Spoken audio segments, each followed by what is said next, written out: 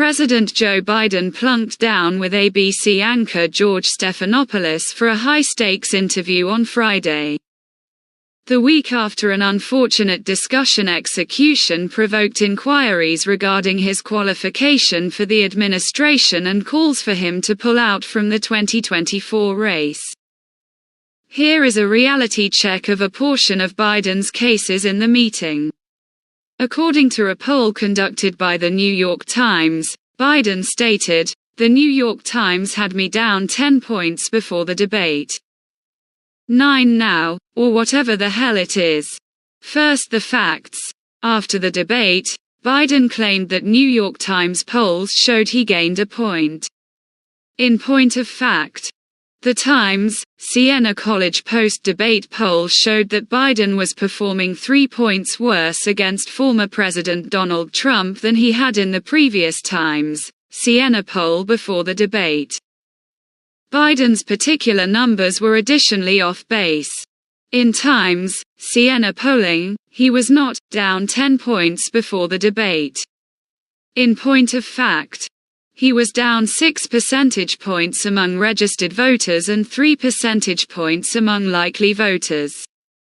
After the debate, those margins increased to 6 percentage points among likely voters and 9 percentage points among registered voters in the Times, Siena poll. Biden recognized his vulnerability about the information when he said, "Or anything that the damnation it is." He was, nevertheless, wrong. Senator Mark Warner and the presidency Biden responded, "Well, Mark is a good man," when Stephanopoulos mentioned a Friday report in the Washington Post that said Democratic Senator Mark Warner of Virginia is attempting to gather a group of fellow Democratic senators to ask Biden to withdraw from the election.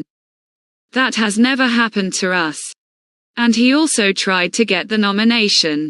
Imprint's not imprint, and I have an alternate point of view.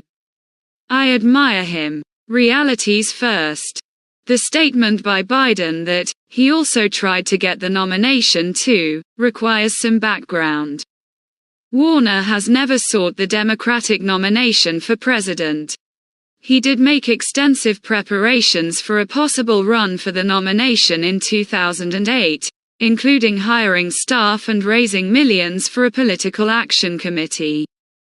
However, in October 2006, he made the announcement that he had decided not to start a campaign at all.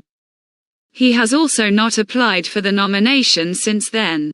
Biden ran in that 2008 official essential, which was won by Barack Obama. Biden reiterated his well-known assertion that Trump is a guy who told us to put bleach in our arms to deal with COVID. Trump and bleach first, the facts. Biden's assertion is false. Trump never depicted his badly educated and broadly reproved insights about utilizing sanitizers to address coronavirus as guidance to Americans. Rather, Trump was discussing the chance of researchers leading trial of this thought. After Bill Bryan, the acting Undersecretary of Science and Technology for the Department of Homeland Security, described tests in which he claimed sunlight or disinfectants like bleach and isopropyl alcohol quickly killed the coronavirus on surfaces and in saliva. Trump made his remarks at a press briefing in April 2020. Soon after, Trump jumped to the risky idea of injecting disinfectants into people's bodies, declaring, "It would be interesting to check that. But you'll have to use medical professionals, but it sounds interesting to me. And is there a way we can do something like that, by injecting inside or almost cleaning? Because you can see that it gets into the lungs and does a lot of damage to them. Thus, we'll see." Medical professionals deemed Trump's remarks extremely dangerous. And public health authorities and companies that sell household disinfectants issued urgent warnings as a result. However, he never explicitly stated that he was encouraging citizens to use such products. jobs, and Trump-Biden reiterated one of his usual claims about his Republican opponent, stating that Trump was the only president besides Herbert Hoover who lost more jobs than he created. First, the facts. This is correct, but Biden omitted some crucial context. From the beginning of Trump's 4-year term until its conclusion, there was a loss of approximately 2.7 million jobs. However, there was a gain of approximately 6.7 million jobs until the COVID-19 pandemic struck the nation approximately 3 years into that term, in March and April 2020.